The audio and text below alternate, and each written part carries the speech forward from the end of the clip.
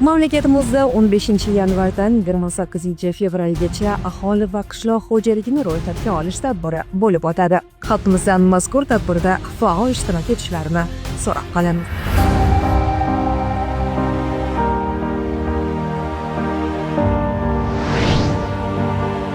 Bugungi kunda mamlakatimizda aholi hamda qishloq xo'jaligini ro'yxatga olishga qaratilgan muhim ijtimoiy-siyosiy tadbirlar izchil amalga oshirilmoqda. Ushbu ishlar Mirzo Ulug'bek tumanida ham jadal sur'atlarda olib borilmoqda. Jumladan tuman hududida joylashgan Navro'z dehqon bozorida ro'yxatga olish tadbirlarini samarali tashkil etish uchun tuman hokimligi va bozor ma'muriyati tomonidan barcha zarur shart-sharoitlar yaratilgan.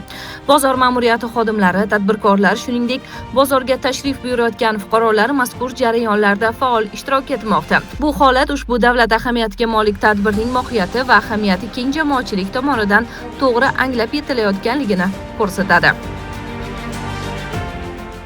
Davlatimiz rahbarining O'zbekiston Respublikasi aholisini va qishloq xo'jaligini ro'yxatdan o'tkazish to'g'risidagi farmoniga asosan Navro'z dehqon bozori aksionerlik jamiyati ma'muriyati tomonidan ishchi xodimlari, tadbirkorlar bilan tushuntirish ishlari olib borib, ularni ro'yxatdan o'tkazish ishlari olib borilyapti. Shu jumladan men o'zim ham respublikamizning rivoji uchun, bolalarimning kelajagi uchun ro'yxatdan o'tdik. Hammamiz yana aholimizning o'tmagan xatlarini ro'yxatdan o'tishga taklif qilaman hammaligini.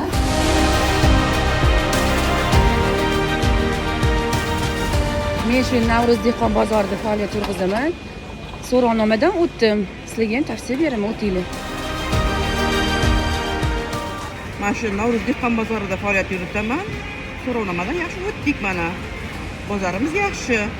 O'tmaganlarga ham o'tishni tavsiya qilaman.